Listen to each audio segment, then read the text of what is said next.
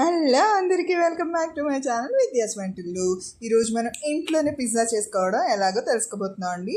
చాలా simple ingredients. బయట నుంచి ఒక పిజ్జా వేసి తెచ్చుకున్నామంటే మిగతావన్నీ మన ఇంట్లో ఉండేవే. చూసారు కదా, మన ఇంట్లో అవైలబుల్లో ఉన్న వెజ్జెస్ తీసుకోవడం. నేను స్పైస్ కోసం కొంచెం స్పైసీ సాస్ తీసుకున్నాను, చిల్లీ ఫ్లేక్స్ బదులు కొంచెం ఒరిగానో.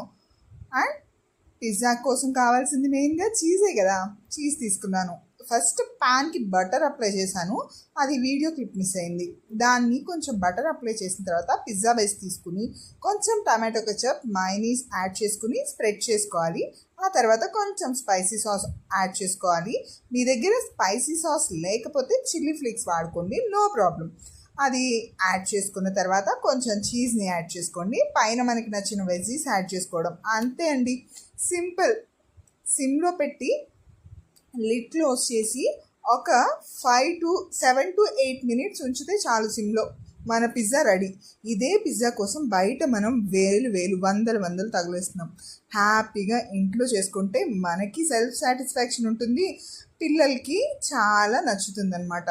సో మా పిల్లలు అయితే చాలా ఇష్టంగా తింటారు పిజ్జా. కానీ బయట ఎక్కువ కాస్ట్ పెట్టి కొనడం నాకు ఇష్టం ఉండదండి పర్సనల్గా. సో నేను ఇంట్లోనే చేసుకుంటూ ఉంటాను. సో చాలా ఈజీ అండి, అందరూ ఎవరైనా చేయగలరు. నేను చేశానంటే ఎవరైనా చేయగలరని నేను అనుకుంటాను. సో మీరు కూడా ఖచ్చితంగా బాగా చేయగలుగుతారు. సో పిజ్జా వేసి తెచ్చుకోండి, హ్యాపీగా ఇంట్లోనే పిజ్జాలు రెడీ చేసుకుని పిల్లలకి ఈ సమ్మర్లో మంచి మంచి స్నాక్స్ చేసి పెట్టండి. ఓకే, అందరికీ ఈ రెసిపీ నచ్చిందని అనుకుంటున్నాను. నచ్చితే ఖచ్చితంగా లైక్, సబ్స్క్రైబ్, షేర్ చేయండి.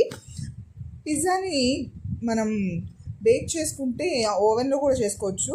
అందరి దగ్గర ఓవెన్ ఉండకపోవచ్చు కాబట్టి నేను ప్యాన్లో చూపిస్తున్నానండి. నేను ఒక పిజ్జాని ఎయిర్ ఫ్రైయర్లో కూడా పెట్టి చూపించాను. దీన్ని ఎయిర్ ఫ్రైయర్లో పెట్టాను. ఇంకొక పిజ్జాని నేను చూసారు కదా, ఇది ప్యాన్లో పెట్టింది. ఎంత బాగా మెల్ట్ అయ్యి ఎంత బాగుందో.